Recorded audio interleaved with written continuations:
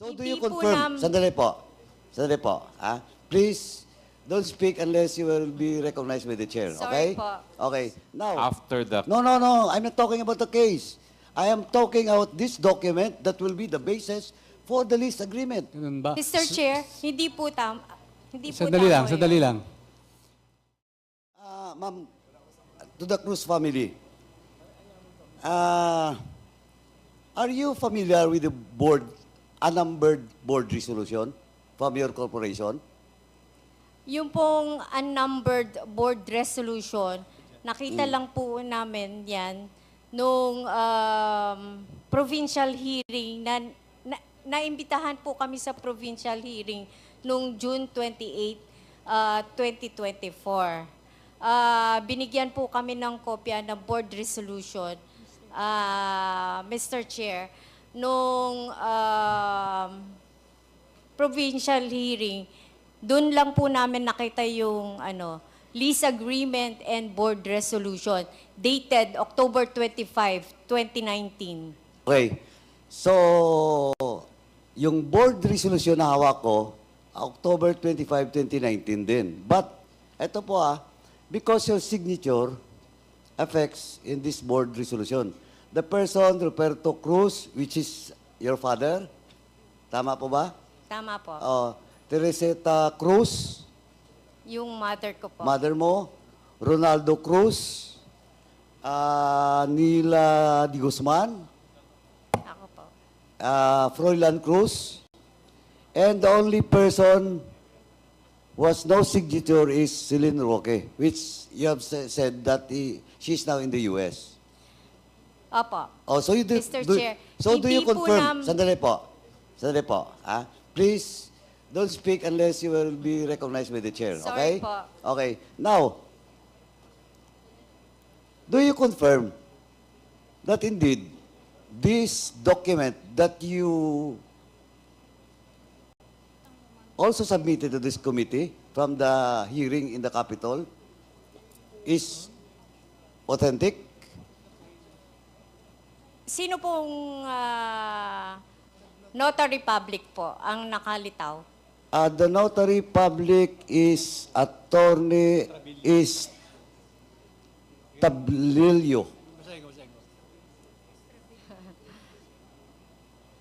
Madilim. Tama. Attorney Estrabillo.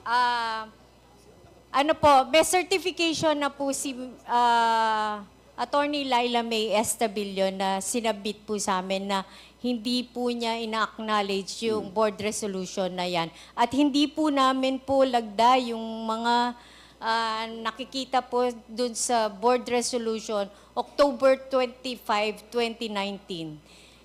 Anyway, do you have a copy of that certification coming from the notary public that Yes, Mr. Chair. please submit this that document to this committee? Yes, Mr. Chair. Mr. Chairman, can we ask the COMSEC to secure the copy of the certification from the notary public in the person of Attorney Estrabilio? Please. Okay. Now, so you denied that walang nangyaring board meeting or board resolution. Hindi po kami humarap So, in sa short- Notary Public at hindi po namin lagda yung nasa board resolution dated October 25, 2019. At may sarili po kaming mga abogado. Okay. No. I'm just asking you about the truthfulness of this document. So you deny your signature here. So Yes. in Yes. short, this is not your signature. That's not our signature, Mr. Okay. Chair. Okay. Balikan kita mamaya, ma'am. Attorney Harry Roque, because this board resolution is all about the lease agreement, the authority that was given to, allegedly, to Roberto Cruz. Are you familiar with this board resolution? No, Your Honor, because we entered the case after the No. I'm not talking about the case.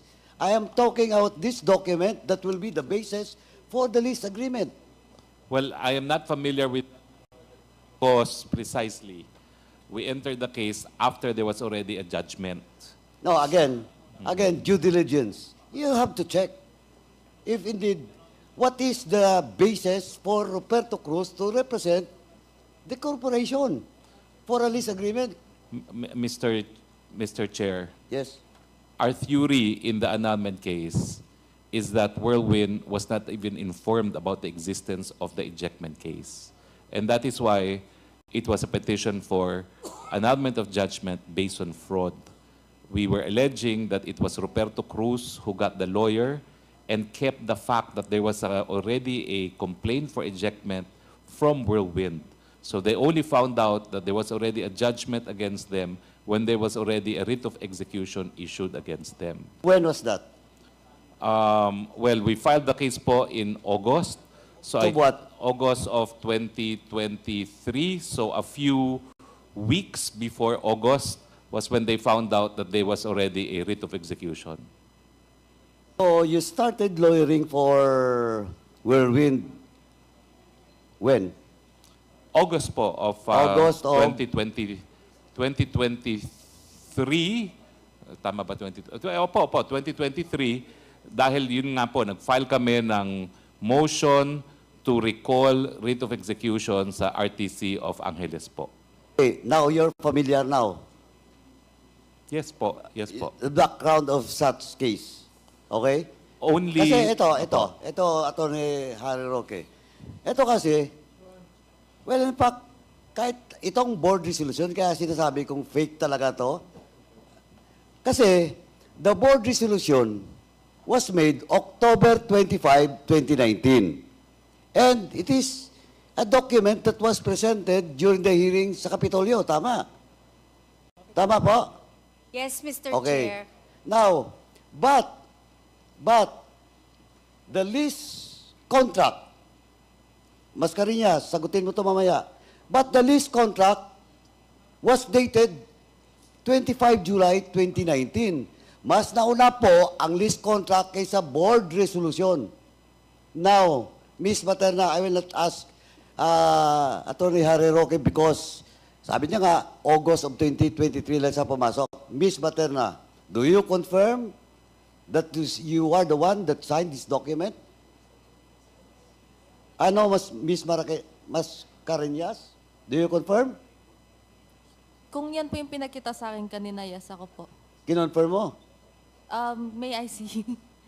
Just to be, ano po. Chairman, can we ask the COMSEC?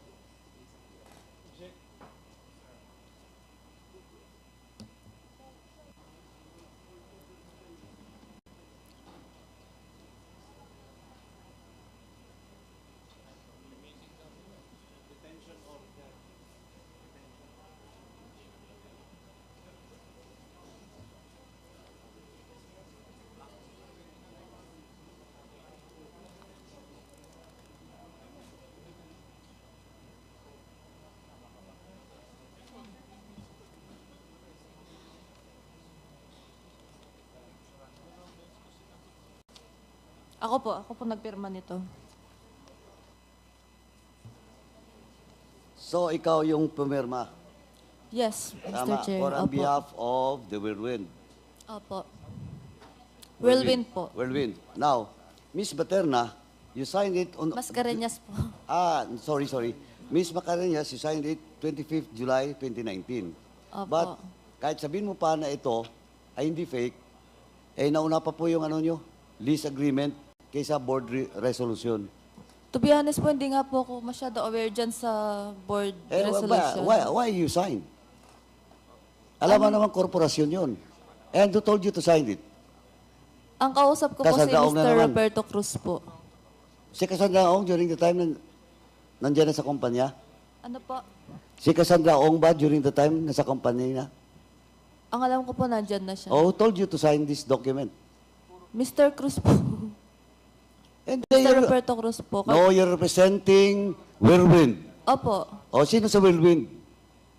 Ano Si- bigay sa'yo ng order o authority to sign? Ang kausap ko lang naman po sa Whirlwind is my boss po, si Mr. Wu. O, saan na siya ngayon? Nagtatago Wala na. na po kung alam. Kasi since 2019 lang po talaga ako. Sorry? I was at the company until December 30 of 2019. Hindi, but Afterwards we're po- talking about July 25. Ikaw ang nag-sign. Confirm mo na, di ba? July or akala ko po October. Ang October is the board resolution, a numbered board resolution.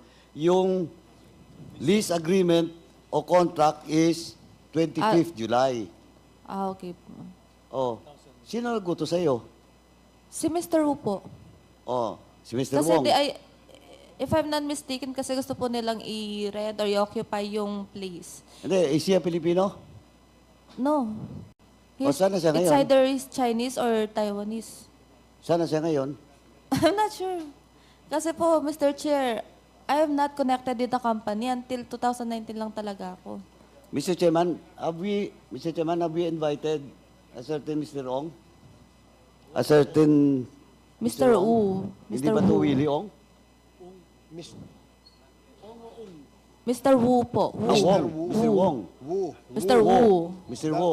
W-U. W. Kasi sa WU. Chinese po kasi Invited natin. Wu ang Have we bigkas. invited Mr. Wo? Duan Ren Wu po.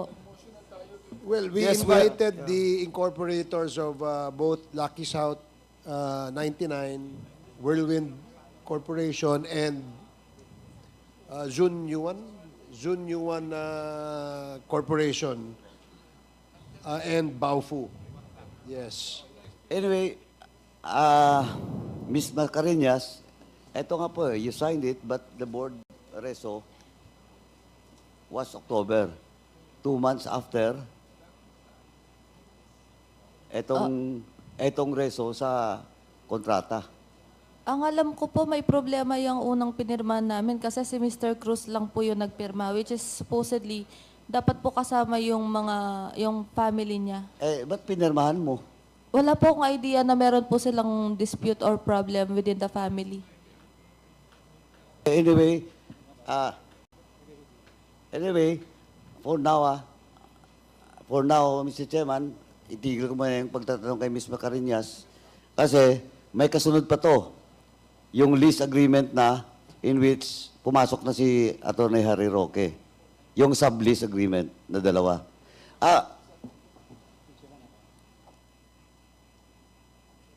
Gusto mo? Anyway, Miss Cruz, yung nanay mo ba buhay pa?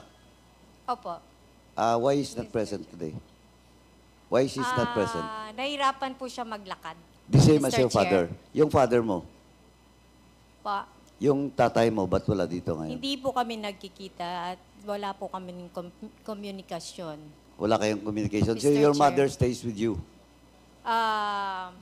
Magkasama po sila ni Froy ang sa kapatid isang niya, bahay. ang kapatid mo. Opo. Anyway, Mr. Chairman, Mr.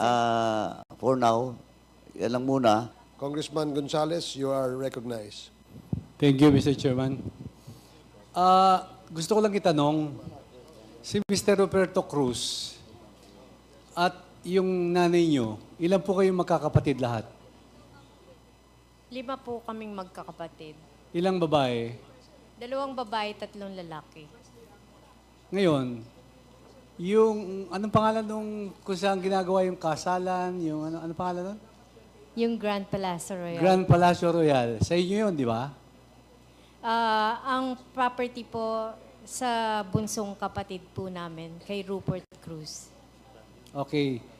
Ngayon, galing kami doon, yung sa likod ng Palacio Royal, sa inyo ba yun? Kaya kayo ita? Yung sa likod ng Grand Palace Royal, Oh, Grand hindi Palacio. po sa amin yun. Ah, Sa hindi. mga Del Rosario po yun. Sinong Del Rosario? Arthur Del Rosario? Hindi po, Sino po? Mr. Chair. Mr. Roy Del Rosario. Roy Del Rosario. Okay, so hindi pala sa inyo yung kung saan nakatayo yung mga Pogo Hubs doon sa likod ng Palacio Royal. Yung sa subdivision po, bale, sa amin po yung mga lote doon po sa subdivision. Sa Yun ang family sinasabi mong- corporation, tapos sa amin magkakapatid din po, Mr. Chair. Ngayon, binenta nyo yung subdivision nyo sa Whirlwind. Hindi po. Anong ginawa nun ng Whirlwind? Yung at saka sa- ano po, 4 na lote ng lupa lang po namin yung nakakontract to sell po sa kanila. Meaning to say, pag contract to sell, hindi pa bayad. Di ba? Hindi pa po. Magkano yung nakalagay sa contract to sell yung at ilang hektarya yon? Dun sa contract to sell, nasabi ko po kanina is 52,000, 5.2 hectares. 52,513. Opo. So, magkano bawat metro kwadrado yung binenta? Sa contract to sell na nakalagay, Check po muna namin po sa document po namin. anyway, para ma-shortcut ko na lang, hindi kayo binayaran ng buo ng Whirlwind. Opo, Mr. Chair. So, anong saysay nung contract to sell? Yung contract to sell kasi, pag 100% paid ka na, wala na yung contract to sell. Meaning to say, yung nag-ayente, naibenta na yung property nyo. Bakit pa kayo naghahabol sa Whirlwind? Hindi po kami nabayaran. Di ba po, kaya po nagpadala po kami ng mga demand letters sa Whirlwind Corporation at naghain po kami ng kaso, ejectment, for ejectment cases sa Whirlwind Corporation po. Secretary Simula Roque. po ng Enero 2021. Secretary Roque, ba't hindi sila nabayaran doon sa contract to sell? Well, kasi po nga, pinasok lang yung contract to sell by way of compromise dahil nga po nagkaroon na ng writ of ejectment na hindi naman sila nasabihan na may kaso na sila. Hindi po nila gusto bilhin yun. Ang gusto lang talaga nila, upa, dahil wala naman sila pera pambili. Pero sinabi nga po ni Mr. Ruperto, ito naman po isang ayon sa Whirlwind, siya daw magbabayad ng unang taon na installment. Kaya pumayag na. Siyempre, dahil wala naman po talaga sila pambili ng pera at napilitan lang sila pumasok doon sa agreement na yon dahil ayaw naman talaga nila bilhin po yon, naipit na sila. Yan po totoong kwento po. Ganun ba? Mr. Chair, hindi po tama. Sandali lang. Sige, sagot ka lang. Sige, ako na magantay. Nauna na po yung contract to sell, October 28, 2019. Iba po yung dun sa compromise agreement, Mr. Chair. Ngayon, tanong ko lang, Ingabon niyo, bandi na pang tatamperto o korporasyon na?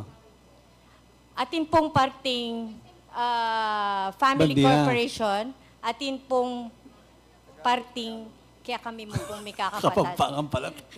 Can you speak, Akala ko can you kapampangan. speak in Tagalog, please? Sabi ko, tanong ko, records kasi yung para bang sa- lupa na yan, personal na pag-aari pa ni Natang Perto o korporasyon na? Dissolved na po yung corporation, Mr. Chair. So kung dissolve na yung corporation, ang talagang may-ari niyan, tatay mo at ang nanay mo, di ba? Doon sa corporation lang po, Mr. Chair, 50-50 po sila ng mother ko. Okay, Pero conjugal. May mga lots po na nakapangalan sa aming magkakapatid, Mr. Chair. Well, anyway, Mr. Chairman, maraming salamat.